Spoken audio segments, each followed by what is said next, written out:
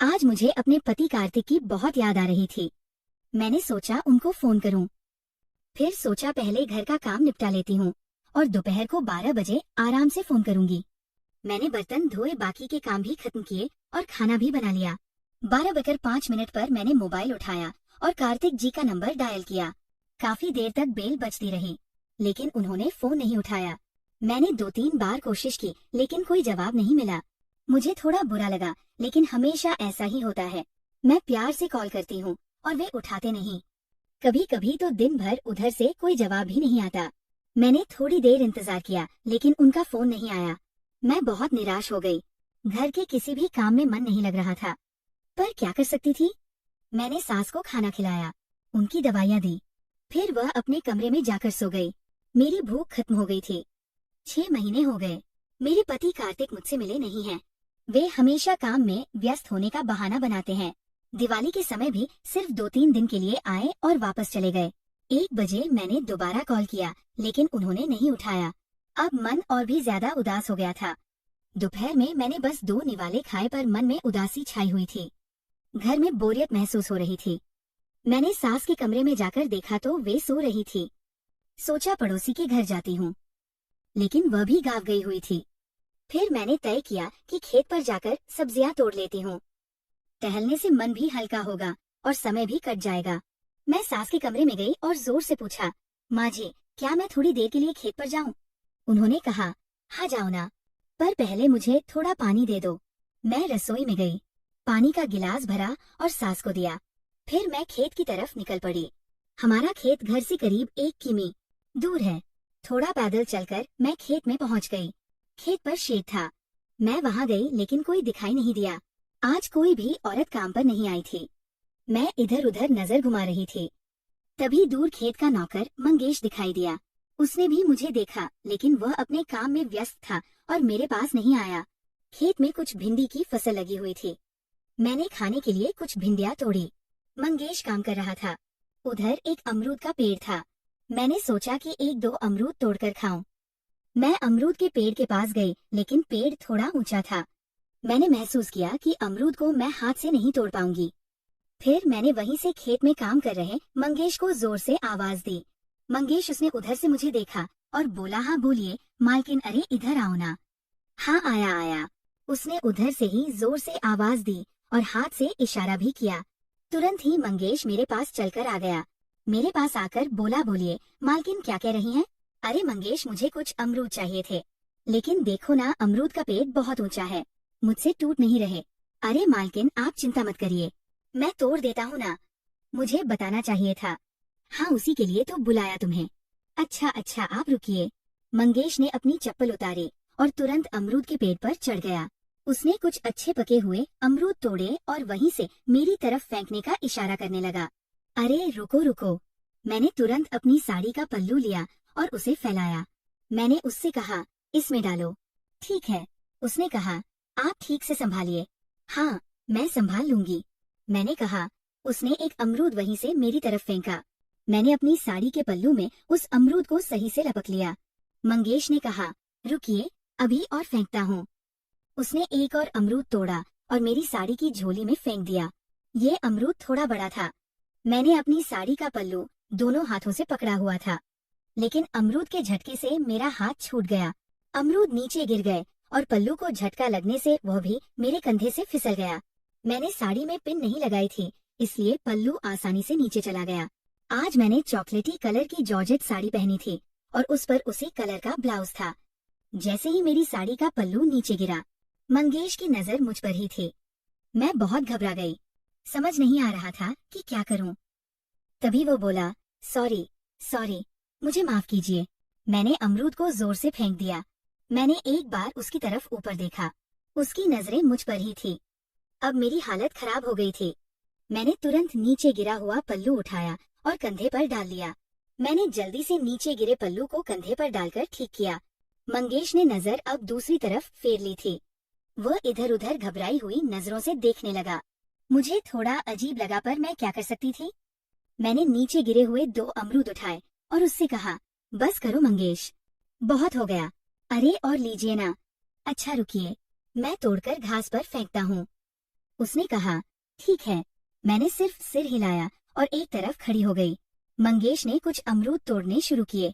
वह पके हुए अच्छे अच्छे अमरूद तोड़कर बगल की घास पर फेंक रहा था। अमरूद के पेड़ के नीचे हरी भरी घास थी। अमरूद के पेड़ को कुएं से पानी मिलता था और बगल की घास को भी पानी मिल जाता था, इसलिए वो घास बहुत हरी और सुंदर दिख रही थी। मंगेश ने बहुत सारे अमरूद तोड़कर नीचे फेंक दिए। मैंने कहा, अरे बस करो, कितने अमरूद तोड़ोगे? अच्छा ठीक है, अब नहीं तोड़ूंगा। ऐसा कहकर उसने अमरूद तोड़ना बंद कर दिया और फिर पेड़ से नीचे उतर आया। मालकिन, क्या मैं ये अमरूद आपको दूं? अरे नहीं नहीं, घर पर है, इतने नहीं चाहिए, मैं बस 4-5 ही लूंगी। मैंने वहाँ से सिर्फ 2-3 अमरूद उठाए और अपनी साड़ी के पल्लू में रख लिए। फिर इन बाकी के अमरूद का क्या करूं? अरे तुम खाओ ना और घर ले जाओ। अरे घर पर भी कोई नहीं खाता। अच्छा तो फिर किसी को दे देना, मैंने कोई थैली भी नहीं लाई है, इतने अमरूद मैं घर नहीं ले जा सकता। ठीक है, मैं कुछ करती हूँ उनका। मालकिन, वो अमरूद गलती से मेरे हाथ से जोर से फेंका गया था और वो बड़ा भी था, इसलिए आपको झटका लगा होगा। मुझे माफ करना, कहीं आपको चोट तो नहीं लगी? अरे नहीं नहीं, कुछ नहीं हुआ। अच्छा, मुझे तुमसे कुछ बात करनी है। हाँ बोलिए ना। वो क्या मालिक का फोन आया था तुम्हें कभी? हाँ आज ही आया था। आज कब आया था? अभी बस 1 घंटा पहले आया था। वो क्या कह रहे थे? कुछ नहीं, बस हालचाल पूछ रहे थे। अच्छा, सच कह रहे हो? हाँ, मैं झूठ क्यों बोलूंगा? ये देखिए, मोबाइल निकाल कर दिखाऊं आपको? उसने तुरंत अपनी जेब से मोबाइल निकाला। ये देखिए, 42 मिनट हो गए हैं। 42 मिनट पहले ही मालिक का फोन आया था मुझे।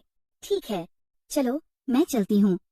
हाँ ठीक है, और आते जाते रहिए खेत पर सब्जी वगैरह लेने। हाँ आती रहूंगी। बाकी कैसा चल रहा है तुम्हारा? सब ठीक चल रहा है। फिर मैं वहाँ से घर की तरफ चलने लगी, लेकिन अब मेरे पति ने मेरे साथ जो किया था उसका मुझे बहुत बुरा लग रहा था। मतलब मैंने इतने सारे फोन किए, मेरे पति ने मेरा फोन नहीं उठाया और ना ही मुझे कॉल किया। और कुछ देर पहले ही उन्होंने मंगेश को कॉल किया था, लेकिन वो ऐसा क्यों कर रहे हैं ये मुझे समझ नहीं आ रहा था। मंगेश हमारे खेत में काम करने वाला नौकर था और मेरे पति शहर में रहते थे। खेत का सारा काम मंगेश ही देखता था। मेरे पति उसे साल भर के अच्छे पैसे भी देते थे, इसलिए मंगेश भी मन लगाकर काम करता था और पूरे खेत की देखभाल करता था। वह बहुत ईमानदार इंसान है। मैं अब खेत से घर की तरफ आ रही थी, लेकिन मेरे मन में यही सब ख्याल चल रहे थे। मुझे समझ नहीं आ रहा था कि मेरे पति मेरे साथ ऐसा क्यों करते हैं। ये व्यवहार आज का नहीं बल्कि शादी के बाद से ही चल रहा है। शादी के कुछ दिनों बाद ही वे शहर काम करने चले गए। हालांकि बहुत से लोग शहर में अपनी पत्नियों को अपने साथ रखते हैं, पर मेरे पति मुझे अपने साथ नहीं ले गए। मेरे यहाँ गांव में रहने की कोई खास वजह नहीं है। वो कहते हैं कि वह मुझे अपनी माँ यानी मेरी सास की देखभाल के लिए यहाँ छोड़ गए हैं, लेकिन मुझे चुपचाप उनका हर फैसला मानना पड़ता है। मेरे जज्बात, मेरी ख्वाहिशें सब कुछ दबी रह गई है। अब तो मुझे अपनी ख्वाहिशों और जज्बातों को दबाने की आदत सी हो गई है। यही सब सोचते सोचते मैं घर पहुंची। घर आकर देखा तो सास उठकर बैठी थी। मैंने उनके लिए चाय बनाई और खुद भी चाय पी। अब मुझे पति को फोन करने की इच्छा नहीं हुई, क्योंकि मुझे पता था कि उन्हें मुझसे बात करने में कोई दिलचस्पी नहीं है। इसलिए मैंने फैसला किया कि अब मैं खुद से उन्हें फोन नहीं करूंगी। अगर उनकी इच्छा होगी तो वो करेंगे, नहीं तो कोई बात नहीं। हमारी शादी को अब 1.5 साल हो गया है, लेकिन मेरे पति ने कभी मुझसे प्यार से बात नहीं की। शाम को मैंने खाना बनाया, सास और मैंने साथ में खाना खाया। मुझे लगा था कि सास से कुछ कहूँ, लेकिन वह भी क्या करेंगी। अब वो बूढ़ी हो गई है, वह भी मेरे पति को क्या बोलेंगी। खाना खाने के बाद मैं अपने कमरे में जाकर बिस्तर पर सो गई। अगले दिन सुबह 8 बजे उठी, नहाकर पूजा की, सास और मेरे लिए नाश्ता बनाया। मेरी सास मेरी सगी बुआ है और मेरे पति मेरी बुआ के बेटे हैं। कभी कभी दिल करता है कि मायके चली जाऊं, लेकिन वहां भी जाकर क्या करूंगी। कभी कभी 15 से 15 दिन मायके में रहती हूँ, लेकिन वहां भी लोग बहुत सारे सवाल पूछते हैं, इसलिए जैसा है वैसा ससुराल ही ठीक है। मन मारकर मैं यहीं रहती हूँ। मेरी सास यानी मेरी बुआ अच्छी है। मैं बीच बीच में खेत पर जाती रहती हूँ। खेत पर जाकर थोड़ा अच्छा लगता है। मैं देखने में साधारण हूँ, ज्यादा गोरी नहीं लेकिन काली भी नहीं हूँ। मेरी कद काठी आकर्षक है और मेरी लंबाई 5 फुट 6 इंच है। घर पर कभी कभी सलवार सूट पहनती हूँ तो कभी साड़ी। वैसे मुझे साड़ी पहनना ज्यादा पसंद है। एक दिन सुबह 10 बजे सास ने कहा, अमृता क्या आज गाजर का हलवा बना दोगी? हाँ ठीक है, बनाती हूँ, पर उसके लिए काजू लेने दुकान पर जाना पड़ेगा। हाँ तो जाओ ले आओ। थोड़ा समय लगेगा। चलेगा ना बुआ? हाँ चलेगा, कोई बात नहीं। मैंने सब काम छोड़कर अपनी साड़ी और बाल ठीक किए, घर के बाहर जाकर चप्पल पहनी और राशन दुकान की तरफ निकल पड़ी। घर से दुकान थोड़ी दूर थी। रास्ते में एक चौराहा पड़ता है। चौराहे पर लोगों के बैठने के लिए कुछ बेंच और चबूतरा भी बना हुआ है। जैसे ही मैं वहाँ से निकली, मैंने देखा कि कुछ लोग वहाँ बैठे हुए थे। मेरे कानों में उनके शब्द पड़े, अरे देखो कार्तिक की बीवी जा रही है। तभी दूसरा बोला, हाँ यार देखो ना, इतनी खूबसूरत बीवी होने के बावजूद भी कार्तिक उसके बिना इतने दिन शहर में कैसे रहता है। तभी तीसरा बोला, इसकी फिगर बहुत अच्छी है यार, एकदम गजब। अब उनके शब्दों से मुझे बहुत परेशानी हुई। मैं तेजी से चलती हुई राशन की दुकान पर गई। मैं वहाँ से काजू और कुछ दूसरा सामान लेकर घर लौट रही थी। घर आने के लिए मुझे फिर से उसी चौराहे से गुजरना पड़ता, लेकिन अब मुझे वहाँ से आने में डर लग रहा था। मुझे लगा कि वे सब वही बैठे होंगे और मेरे बारे में फिर से ऐसी ही घटिया बातें करेंगे। इसलिए मैंने दूसरे रास्ते से घर आने का फैसला किया। वह रास्ता थोड़ा लंबा था, लेकिन फिर भी मुझे वह मंजूर था। मैं उन बुरे लोगों की नजरों में नहीं आना चाहती थी। दूसरे रास्ते से चलते चलते मैं घर पहुंची और सास के लिए गाजर का हलवा बनाना शुरू किया। थोड़ी देर में गाजर का हलवा बनकर तैयार हो गया। सास और मैंने साथ में खाना खाया। सास ने गाजर का हलवा खाया और उसकी बहुत तारीफ भी की। अब दिन ऐसे ही गुजर रहे थे। मेरे पति के बर्ताव में कोई सुधार नहीं हुआ था। वह कई महीनों बाद मिलने आते थे और वह भी तब जब कोई काम होता था। इस बार उन्हें गांव के तहसील ऑफिस से कुछ कागजात निकलवाने थे, इसलिए वे घर आए। मैंने उन्हें लगभग 8 महीने बाद देखा। उन्होंने पहले ही बता दिया था कि वह आने वाले हैं, इसलिए मैंने सारी तैयारी करके रखी थी। लेकिन जैसे ही वह दरवाजे पर आए, मैंने उन्हें जी भर के देखा। मुझे उम्मीद थी कि वो प्यार से मुझसे 2 बातें करेंगे, लेकिन वो हाथ में बैग लेकर सीधे अंदर चले गए। मेरी फीलिंग्स मेरे मन में ही रह गई। मैंने उन्हें पानी दिया और चाय बनाई। बाद में मैंने उनसे कहा, मैं आपको कितने फोन करती हूँ, पर आप मेरा फोन जल्दी उठाते नहीं हैं और जवाब भी नहीं देते। अमृता, मेरा कुछ काम होता है, तुम समझा करो ना, मैं वहाँ तुम्हारे लिए ही तो हूँ। पर ऐसा क्या काम है कि इतना दूर रहना पड़े, और इतने पैसे कमाकर हमें करना क्या है? पैसा भविष्य के लिए बहुत जरूरी है, ये मैं मानती हूँ। ये दुनिया पैसे से चलती है, लेकिन रिश्तों को निभाना भी तो जरूरी है ना। अमृता, ऐसा क्यों बोल रही हो? मैंने तुम्हें खुद से अलग थोड़ी किया है, ऐसा मत बोलो, मुझे गुस्सा आएगा। चलो मुझे खाना परोसो, मुझे भूख लगी है। मैंने कहा, ठीक है। मैं किचन में गई। मैंने उनके लिए पहले से ही खाना बनाकर रखा था। मैंने उनको खाना परोसा और वो खाने लगे। खाने के बाद वो तुरंत घर से बाहर निकल गए। उन्हें जो कागजात निकालने थे, उसी के लिए वे बाहर गए थे। मैं अपने काम में लग गई। दिन भर मेरे पति बाहर ही रहे। शाम को वो घर आए। शाम का खाना खाने के बाद मुझे उम्मीद थी कि मैं अपने पति से प्यार भरी 2 बातें करूंगी। वो पहले से ही कमरे में जाकर लेट चुके थे। मैंने बर्तन वगैरह समेटे और कमरे में गई। मेरे पति बिस्तर पर सो रहे थे। मैं उनके बगल में जाकर लेट गई। धीरे से मैंने एक हाथ उनके कंधे पर रखा और कहा, क्या हुआ, थक गए क्या आज? सो गए हैं क्या? क्या आपको वे कागजात मिल गए जिन्हें लेने आप गए थे? अरे नहीं, वो साहब नहीं थे, कल आएंगे। अच्छा, ये सरकारी काम ऐसा ही होता है, समय पर काम नहीं होता। खैर छोड़ो, आप इतने महीनों बाद घर आए हैं, बताइए कल आपके लिए खाने में क्या बनाऊं? अरे कुछ भी बना लो चलेगा। मैंने जानबूझकर एक हाथ उनके ऊपर रखा और धीरे से उन्हें अपनी तरफ खींचा। अरे इतनी क्या नींद आ रही है आपको? कितने महीने हो गए हमें ऐसे? ऐसा कहते हुए मैंने उन्हें कसकर गले लगा लिया। वो बोले, अमृता, मुझे सच में बहुत नींद आ रही है, मैं थक गया हूँ। जब उन्होंने ऐसा कहा तो मेरा मूड बहुत खराब हो गया, लेकिन मैं क्या करती? मैं निराश होकर उनके बगल में ही लेट गई। मुझे काफी देर तक नींद नहीं आई। अगले दिन भी ऐसा ही हुआ। मैं अपने पति का अच्छी तरह से स्वागत कर रही थी और उनके लिए अच्छे पकवान बना रही थी। वो 4 दिन घर पर थे, लेकिन एक बार भी प्यार से 2 शब्द सुनने को नहीं मिले। उन्होंने मुझे गले नहीं लगाया। शायद यही मेरी किस्मत है। मैंने सब कुछ स्वीकार कर लिया। मैं एक कमजोर औरत हूँ, क्या कर सकती थी? कुछ दिनों बाद मेरे पति घर से वापस शहर चले गए। ऐसा नहीं था कि वह मुझसे पूरी तरह नफरत करते थे। वह मेरे लिए साड़ियाँ, सोने की अंगूठी और खाने के लिए तरह तरह के पकवान और मिठाइयाँ लाए थे। बस एक ही बात थी, वह मेरे करीब नहीं आते थे। मुझे समझ नहीं आ रहा था कि वह ऐसा क्यों करते हैं। क्या मैं उन्हें पसंद नहीं हूँ? आखिर क्या वजह है? ये मुझे समझ नहीं आ रहा था। अब शादी को लगभग 2 साल हो चुके हैं। मेरी सास भी अब काफी बूढ़ी हो गई है। एक दिन मैं घर पर बहुत बोर हो रही थी। दोपहर का समय था, करीब 3 से 4 बजे होंगे। मैंने सोचा कि चलो खेत पर चलते हैं, लेकिन अगर अभी गई तो वापस आते आते देर हो जाएगी। इसलिए मैंने सोचा कि रहने देती हूँ, कल जाऊंगी। फिर मैंने उस दिन खेत पर जाना छोड़ दिया। अगले दिन सुबह मैं हमेशा की तरह उठी, नहाकर पूजा की। मैंने आज खेत पर जाने का फैसला किया था, इसलिए 12 बजे तक खाना बना लिया। मैंने सास को उनकी दवाइयाँ दी और खेत की तरफ निकल पड़ी। खेत पर पहुंची तो देखा कि काम के लिए कुछ औरतें आई हुई थी। कपास में से घास निकालने का काम चल रहा था। बारिश के दिन थे, गांव की औरतें आई हुई थी, लेकिन उनसे मेरी ज्यादा जान पहचान नहीं थी, इसलिए मैंने उनसे बात नहीं की। मैं सीधे शेड की तरफ चली गई। वहाँ मंगेश था, वह भी कुछ काम कर रहा था। मैं शेड के पास गई तो मंगेश भी उधर से आया। मुझे देखकर वो थोड़ा मुस्कुराया, मैं भी थोड़ी मुस्कुराई। क्या हुआ मालकिन, आज अचानक खेत पर आई? उसने पूछा। मैंने कहा ऐसे ही आ गई, घर पर दिल नहीं लग रहा था।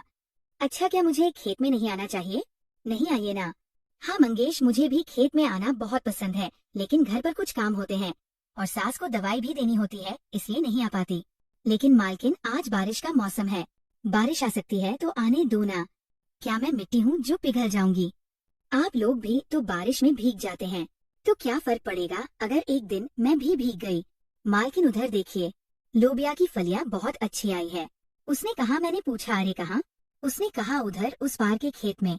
मैंने उससे पूछा मुझे नहीं पता लोबिया की फलियां कहाँ लगाई हैं। उस पर वह बोला चलो मैं दिखाता हूँ। फिर हम दोनों खेत की मेड़ पकड़कर उस पार के खेत की तरफ चलने लगे।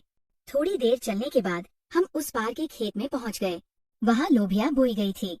लोबिया के पौधों पर हरी हरी और सुंदर फलियां लगी हुई थी। मैंने आराम से लोबिया की फलियां तोड़ना शुरू किया और मंगेश भी मेरी मदद कर रहा था।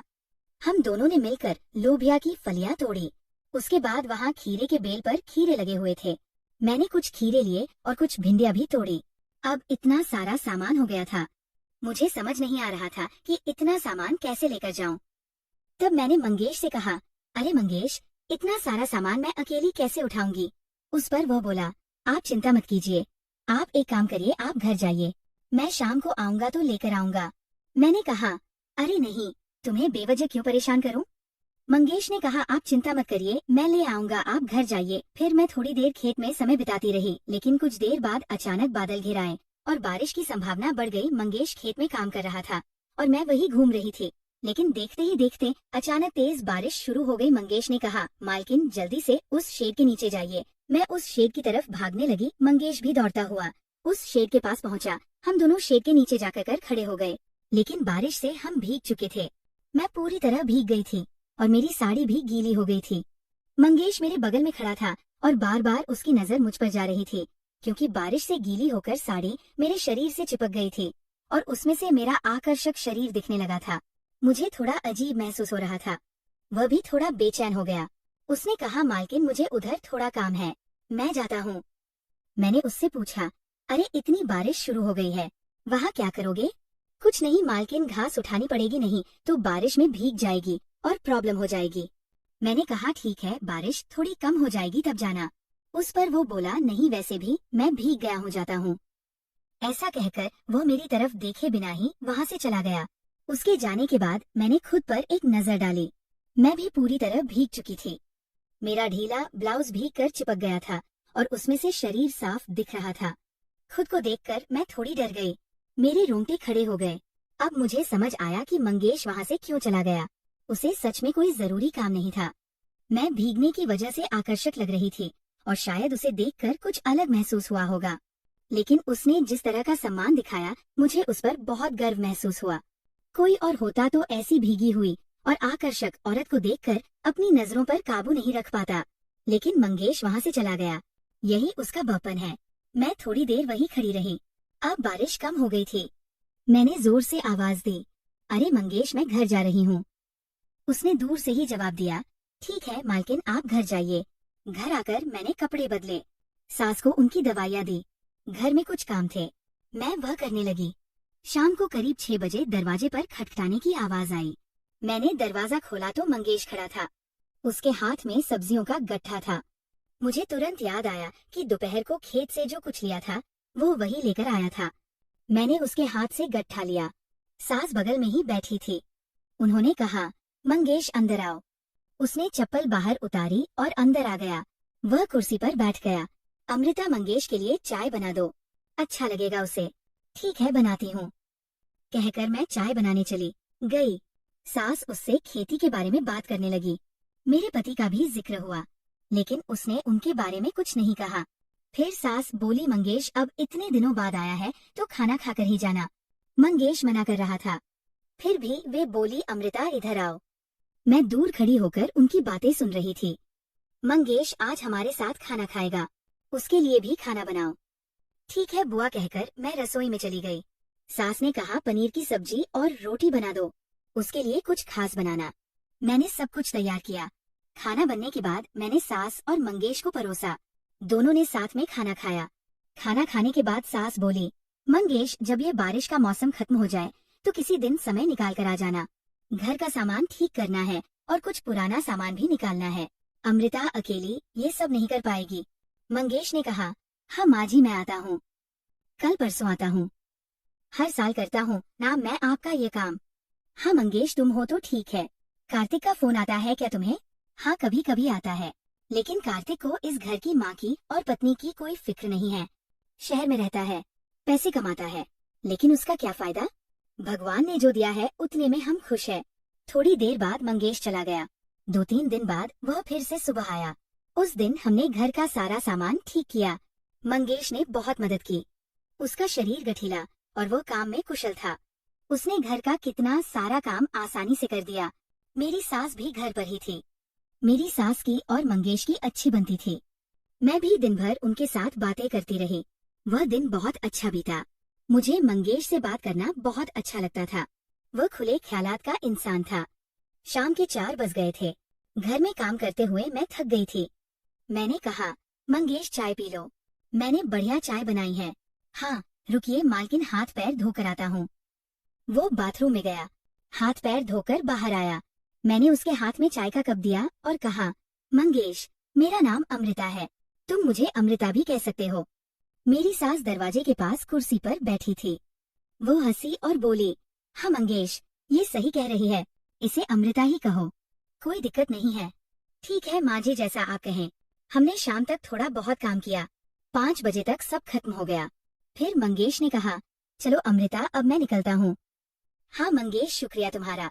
ठीक है, मैं कल परसों खेत में आ ही रहा हूँ कुछ सब्जियाँ लेने। हाँ जरूर आइएगा। फिर वह अपने घर चला गया। उस दिन सुबह घर का काम निपटाकर मैं 12 बजे खेत की तरफ निकल पड़ी। खेत में कोई नहीं दिख रहा था। काम करने वाली औरतें भी नहीं आई थी। मैं शेत के पास गई। मंगेश भी कहीं नहीं था। मैंने वहीं थोड़ी भिंडी तोड़ी। करीब 1.5 घंटे बाद मंगेश सड़क से खेत की तरफ आता हुआ दिखाई दिया। मैं शेर के पास ही थी। उसने दूर से ही मुझे देखा और मेरे पास आया। अरे क्या हुआ मंगेश, कहाँ चले गए थे? अमृता घर पर थोड़ा काम था इसलिए जाना पड़ा। अच्छा, मैं तुम्हें ही ढूंढ रही थी। और आज औरतें भी नहीं आई खेत में? हाँ आज वे नहीं आई। शेत के पीछे एक बाड़ थी जिस पर तोरई की बेलें चढ़ी हुई थी और उन पर बहुत सारी तोरई लगी हुई थी। मैंने कहा, मंगेश उधर तो तोरई बहुत अच्छी लगी है। हाँ अमृता बहुत अच्छी है, सब्जी के लिए ले जाओ ना। हाँ सच में ले जाती हूँ। मैं तोरई की बेलों के पास गई। वे बेलें बाड़ पर चढ़ी हुई थी। मैंने जैसे तैसे हाथ बढ़ाकर बेल पकड़कर तोरई तोड़ना शुरू किया, लेकिन मेरा हाथ नहीं पहुंच रहा था। मैंने साड़ी कमर में फंसाई और फिर हाथ बढ़ाकर बेल को पकड़कर कुछ तोरई तोड़ी, लेकिन बेल कांटेदार झाड़ियों पर चढ़ी हुई थी। कांटों से परेशानी हो रही थी। फिर भी मैं कोशिश करती रही। अचानक मेरे पैर में जोर से कुछ चुभा। शायद कोई कांटा था। तेज चुभन से अनजाने में ही मेरे मुंह से निकल गया, ओ माँ मर गई। जैसे ही मैं चिल्लाई, मंगेश दौड़ता हुआ आया। मैंने हाथ से तुरई नीचे गिराई और वहीं बैठ गई। जैसे ही वह पास आया उसने पूछा, क्या हुआ अमृता? लगता है यहाँ कहीं कांटा चुभ गया। यहाँ बहुत कांटे हैं, देखकर चलना चाहिए था। हाँ मुझे पता नहीं था। बहुत दर्द हो रहा है। मेरे चेहरे पर दर्द साफ दिख रहा था। मैं दर्द से कराह रही थी। घबराओ मत, रुको मैं कांटा निकालता हूँ। उसने कहा। वो मेरे पास बैठ गया। मेरे पैर में कांटा चुभ गया था। चप्पल बगल में पड़ी थी और कांटा वहीं अटका हुआ था। देखा, कांटा चुभा है, थोड़ी तकलीफ होगी लेकिन निकालने के बाद ठीक हो जाएगा। ठीक है। मैंने सिर्फ सिर हिलाया। उसने 2 उंगलियों से कांटा धीरे से पकड़ा और खींचकर बाहर निकाल दिया। कांटा बाहर निकलते समय असहनीय दर्द हुआ। मैं जोर से चिल्लाई, हो गया, निकल गया कांटा। उसने कहा। दर्द की वजह से मैंने अपनी आंखें बंद कर ली और वही घास पर बैठ गई। वह भी मेरे बगल में बैठ गया। अब दर्द नहीं होगा, खड़े होइए। उसका हाथ पकड़कर मैं धीरे धीरे खड़ी हुई, लेकिन मेरे पैर में दर्द हो रहा था। जैसे ही मैंने उस पर जोर डाला, मुझे दर्द महसूस हुआ। मंगेश, बहुत दर्द हो रहा है। हाँ, कांटा अंदर तक चला गया था ना, इसलिए अब थोड़ी देर दर्द होगा। अब क्या करूं? धीरे धीरे शेड तक आइए, वहाँ आराम करने के बाद ठीक हो जाएगा। ठीक है। मैंने धीरे धीरे चलना शुरू किया, लेकिन मेरे पैर में बहुत दर्द था। मैं थोड़ी दूर गई और वहीं पर बैठ गई। मंगेश, मुझसे चला नहीं जा रहा। चिंता मत करिए, मैं मदद करता हूँ। वह नीचे बैठा। उसने मेरा एक हाथ पकड़ा और मुझे खड़ा किया। मैंने एक हाथ उसके कंधे पर रखा और दूसरा हाथ उसने मेरी कमर पर रखा। चलो धीरे धीरे। मैं उसके कंधे पर जोर देते हुए धीरे धीरे चलने लगी। मैंने दर्द वाले पैर को बचाते हुए उठाया। जैसे तैसे 2-3 कदम चली। शेर तक पहुंचने के बाद मैं वहां खाट पर बैठ गई। अमृता, आप यहाँ थोड़ी देर आराम कर लीजिए, फिर ठीक लगेगा। उसने कहा। रुकिए, उधर एक पेड़ है, उसकी पत्तियां पीसकर लगाने से दर्द कम हो जाता है, मैं लेकर आता हूँ। चिंता मत करिए। वो तुरंत शेड से बाहर गया। वो वहाँ जाकर कोई हरी पत्ती तोड़ कर लाया। उसने उस पत्ती को अपनी हथेली में लेकर रगड़ा और उसका हरा रस मेरे पैर पर लगाना शुरू किया। वह बहुत धीरे धीरे रस लगा रहा था, लेकिन अब मुझे अजीब महसूस होने लगा था। मेरे पैर का दर्द सच में कम हो गया था, लेकिन वह एक जवान मर्द और मैं एक जवान औरत थी। मेरा पैर उसके हाथ में था और उसका स्पर्श मेरे पैर पर हो रहा था। उसके स्पर्श से मेरे मन में एक अलग ही तूफान उठने लगा था। मैं वहीं खाट पर बैठी थी, लेकिन अब उसके पैर को छूने के तरीके से मैं बेचैन होने लगी थी। मैं बीच बीच में अपनी आंखें बंद करती और फिर खोलती। शायद उसके दिल में भी कुछ उथल पुथल हो रही थी। मुझे ऐसा महसूस हुआ, उसने मेरा पैर धीरे से छोड़ दिया, लेकिन रस लगाते समय उसका स्पर्श मेरे पैर पर होता रहा। मेरे होंठ अपने आप दांतों के नीचे दब गए। मैंने धीरे से कहा, मंगेश, तुम क्या कर रहे हो? मेरी आवाज नाजुक और भारी हो गई थी। प्लीज मत करो। मेरे मुंह से ये शब्द अपने आप निकल गए। वो नीचे जमीन से उठा और मेरे पास खाट पर आकर बैठ गया। क्या हुआ अमृता, ज्यादा दर्द हो रहा है क्या? उसने पूछा। नहीं, दर्द नहीं हो रहा तो क्या तकलीफ हो रही है? नहीं, कोई तकलीफ नहीं है। मेरी साड़ी घुटनों तक ऊपर आ गई थी। मैंने धीरे से उसे नीचे किया। अमृता, अगर दर्द हो रहा है तो मुझे बताओ। मंगेश ने कहा। दर्द हो रहा है, मैं तुम्हें कैसे बताऊं? बात करते करते अचानक उसने अपना बायां हाथ मेरे दाएं हाथ पर रख दिया। उसने मेरी आंखों में आंखें डालकर देखा। मुझे बहुत शर्मा। मैंने तुरंत अपनी नजर दूसरी तरफ घुमा ली। फिर उसने धीरे से मेरा हाथ अपने हाथ में लिया और उस पर होठों से किस किया। मैं कुछ नहीं बोली। मुझे समझ नहीं आ रहा था कि क्या कहूँ और क्या हो रहा है, पर वह मेरे इतने करीब था कि मुझे बहुत अच्छा लग रहा था। ये सच है। उसने धीरे से मेरा हाथ अपनी कमर पर रखा, फिर अपना हाथ मेरी कमर पर रखा और मुझे धीरे से वही खटिया पर लेटा दिया। वह भी तुरंत मेरे बगल में खटिया पर लेट गया। हम दोनों के पैर खटिया के नीचे लटक रहे थे। उसने अपनी एक उंगली मेरे होठों पर रखी। धीरे धीरे उस उंगली को मेरे गालों पर फेरता हुआ वह मेरे बालों में अपनी उंगलियां घुमाने लगा।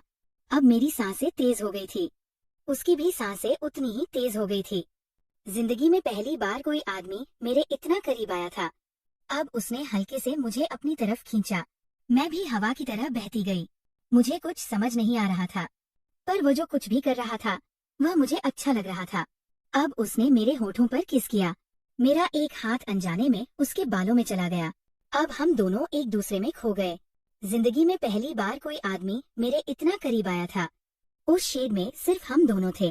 वो खटिया मानो हमारे लिए ही वहाँ रखी थी। देखते ही देखते हम एक दूसरे में खो गए। उस दिन मैंने खुद पर कोई पाबंदियां नहीं लगाई। मैंने खुद को पूरी तरह से मंगेश के हवाले कर दिया। तब हम दोनों ने एक दूसरे से खूब प्यार किया। काफी देर तक हम एक दूसरे में खोए रहे। कब 3 घंटे बीत गए, पता ही नहीं चला। जब होश आया तो मुझे याद आया कि बहुत समय हो गया था। मैंने अपनी साड़ी ठीक की, उसने भी अपने कपड़े ठीक किए। मंगेश, मैं घर जाती हूँ। उसने गर्दन हिलाई और हाँ कहा। जाने से पहले वह मेरे पास आया और धीरे से मेरे हाथ पर प्यार से किस किया। उस पल मेरा भी दिल भर आया था। मुझे भी लगा कि मैं भी उसे किस करूं, पर मेरी हिम्मत नहीं हुई। मैं वैसे ही झट से घर चली आई। घर आने के बाद दिल नहीं लग रहा था। खेत में जो कुछ हुआ वही ख्याल लगातार दिमाग में घूम रहे थे। एक तरफ वो सब याद करके कुछ अच्छा लग रहा था, तो दूसरी तरफ एक अपराधी होने का एहसास परेशान कर रहा था। इस तरह खुद से लड़ते हुए और भूलने की कोशिश करते हुए शाम को मैं खाना बनाने लगी। शाम 6 बजे मंगेश घर आया। खेत से कुछ और सब्जियां लेकर आया था। मेरी सास ने उसे रोक लिया। मैंने उसके लिए चाय बनाई और खाना भी परोसा। वह बीच बीच में मेरी तरफ देखता और मैं भी उसकी तरफ। पर अब मुझे उसकी तरफ देखते हुए बहुत शर्मा रही थी। पर एक बात कहूँ, मंगेश का स्वभाव शांत और समझदार है, इसलिए मुझे उससे कोई डर नहीं था।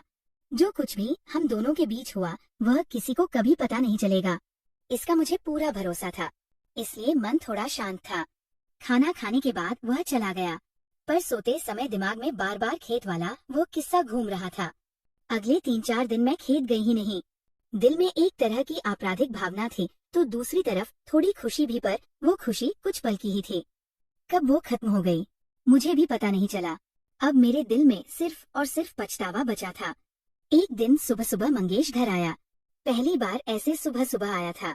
वह ज्यादातर दोपहर या शाम को ही आता था। मेरी सास अपने कमरे में थी। मंगेश दरवाजे पर खड़ा था। मैं उसे देखकर थोड़ी हैरान हुई। अमृता, मैं खेत जा रहा हूँ, कुछ लाना हो तो बता देना, आते समय ले आऊंगा। हाँ ठीक है, सब्जियां हो तो लेते आना। मैंने बस औपचारिकता के लिए पूछा। आपके लिए चाय बनाऊं क्या? नहीं नहीं, मैं घर से पीकर आया हूँ, अब खेत के लिए निकलता हूँ। हाँ ठीक है, आइए। अरे अमृता, तुम्हारी सासू माँ कहाँ है? वो अपने कमरे में है। अच्छा अमृता, एक बात कहूँ? बोलिए ना। उस दिन जो कुछ भी हमारे बीच हुआ उसके लिए मैं माफी चाहता हूँ। सॉरी। उसने उस दिन हुई घटना के लिए माफी मांगी, पर मुझे उस पर गुस्सा नहीं आया। ठीक है मंगेश, जो हुआ वो भूल जाओ। वह चला गया। मैं फिर से घर के कामों में व्यस्त हो गई। मंगेश के बारे में अब ज्यादा बुरा नहीं लग रहा था। कुछ दिन ऐसे ही बीत गए। एक दिन शाम को मेरा पति अचानक घर आया। वो ऐसे अचानक कभी नहीं आता था। कल क्या हुआ इसका मुझे कोई अंदाजा नहीं था। मैंने उससे कुछ नहीं पूछा, और सच कहूँ तो अब हमारे बीच पति पत्नी जैसा कुछ बचा ही नहीं था। हम सिर्फ नाम के लिए पतित थे। अगले दिन सुबह मंगेश भी घर आया। मेरा पति घर पर ही था। मेरी सासू माँ भी बैठी थी। वह दोनों अगले कमरे में थे और मेरे पति उनके साथ थे। मेरी सासू माँ ने मुझे आवाज दी, अमृता इधर आओ। मैं उनके पास जाकर खड़ी हो गई। क्या हुआ सासू माँ, चाय बनाऊं? अरे नहीं, तुमसे कुछ बात करनी है। हाँ बताइए ना। मेरे पति बोले, अमृता देखो, अब तक मुझसे तुम्हें जो परेशानी हुई है उसके लिए मुझे माफ कर दो, पर सच कहूँ तो मैं तुमसे शादी नहीं करना चाहता था। ये शादी मैंने सिर्फ माँ के कहने पर की थी। तुम्हारी माँ ने तुम्हारे पिताजी को जो वादा दिया था वह निभाया और उसमें मैं फंस गया। मैं शहर में रहता हूँ। उसका एक कारण है। मुझे लगता है अब तुम्हें ये सब बता देना चाहिए। कितने दिनों तक छुपाऊंगा? शादी से पहले ही मैं एक लड़की से प्यार करता था। मुझे उसी से शादी करनी थी, पर माँ ने जबरदस्ती तुम्हारी शादी मुझसे करवा दी। मैं कुछ नहीं कर पाया। शादी के बाद मैं तुम्हें पत्नी का प्यार नहीं दे पाया। इसके लिए मैं तुमसे माफी मांगता हूँ। अमृता, मैंने जिस लड़की से प्यार किया था उसी से शादी कर ली है और हम दोनों एक साथ शहर में रहते हैं। उसका नाम रीना है। मैं उसके बिना नहीं रह सकता। मैं उससे सच में प्यार करता हूँ। ये सब मैं आज तुम्हारे सामने साफ साफ बता रहा हूँ। अगर मेरी कोई गलती हो तो तुम मुझे सजा दे सकती हो। अमृता, मंगेश को इस बारे में सब कुछ पता है। प्रिया, और मेरे बारे में वो पहले से ही सब जानता है। पर मुझे तुमसे एक बात साफ साफ पूछनी है। मैंने कहा। हाँ बोलिए ना। क्या तुम्हें मंगेश पसंद है? क्योंकि मंगेश तुम्हें बहुत पसंद करता है। उसने खुद मुझे ये बताया है। वह तुम्हारा जीवन साथी बनने के लिए तैयार है। मैंने माँ से भी पूछा है, उन्हें भी मंगेश पसंद है और उसमें कुछ भी बुरा नहीं है। तुम मंगेश को पसंद करती हो, इसमें मुझे कुछ भी गलत नहीं लगता, बल्कि माँ और मैं तो खुश है। अमृता, मैं नहीं चाहता कि तुम्हारी जिंदगी ऐसे दर्द में बीते, पर मैं क्या करूँ? मेरे पास कोई और रास्ता नहीं बचा है। मैं रीना के बिना नहीं रह सकता। सच में मैं उससे दिल से प्यार करता हूँ। मैंने तुम्हें धोखा दिया, इसके लिए मैं तुम्हारा गुनहगार हूँ। तुम मुझे जो भी सजा दोगी मैं उसे भुगतने के लिए तैयार हूँ। लेकिन अगर तुम सच में मंगेश को पसंद करती हो और उसे अपना पति स्वीकार करने का फैसला करती हो तो मैं तुम्हें तलाक देने के लिए तैयार हूँ। मंगेश और तुम्हारा एक साथ आना ही मुझे सही लगता है और माँ को भी ये मंजूर है। अब तुम्हारा क्या फैसला है वह बताओ। अब मैं बहुत शर्मा गई। क्या बोलूं? कुछ समझ नहीं आ रहा था। सच कहूं तो मेरे पति यानी कार्तिक ने मेरे मन के मुताबिक ही फैसला लिया था। शायद मैं भी यही चाहती थी। मैं बहुत शर्मा और वहाँ से उठकर अंदर रसोई में चली गई। सच कहूँ तो मुझे इतनी खुशी हुई थी कि मन कर रहा था खुशी के मारे नाचूं। पर अपनी भावनाओं को संभालते हुए मैं रसोई में आई और एक दो घूंट पानी पिया। आज मुझे इतनी खुशी हुई थी कि वो खुशी समा नहीं रही थी, पर मैं उसे जाहिर नहीं कर पा रही थी। तभी मेरी सास ने मुझे आवाज दी, अरे बताओ ना तुम्हारा क्या फैसला है। मैं रसोई के दरवाजे पर आकर खड़ी हो गई और बोली, अरे माँ जी, आप जो फैसला लेंगी वह मुझे मंजूर है। कार्तिक बोले, मतलब तुम तैयार हो? मैंने धीरे से सिर्फ हाँ कहा। ठीक है अमृता, अब मुझे चाय तो पिलाओ। मेरे पति ने बहुत प्यार से कहा, हाँ पिलाती हूँ। मैं चाय के 2 कप लेकर कमरे में गई। मेरे पति मंगेश और सासू माँ तीनों बैठे थे। पहले चाय का कप मैं कार्तिक को अपने पति को देने गई। तभी वह बोले, अमृता पहले अपने पति मंगेश को चाय दो और फिर हमें। अब मुझे बहुत शर्माई पर मैंने शर्माते हुए मंगेश को चाय का कप दिया और फिर कार्तिक को और उसके बाद सासू माँ को। कुछ दिनों बाद कार्तिक ने मुझे कागजी तौर पर तलाक दे दिया और फिर मंगेश और मेरी शादी करवा दी गई। दोस्तों, उम्मीद है कि आपको हमारी कहानी पसंद आई होगी। अगर कहानी पसंद आई तो वीडियो को लाइक करें। अगर आप चैनल पर नए हैं तो सब्सक्राइब जरूर करें और हाँ, अगली अपडेट सबसे पहले पाने के लिए नोटिफिकेशन बेल जरूर दबाएं।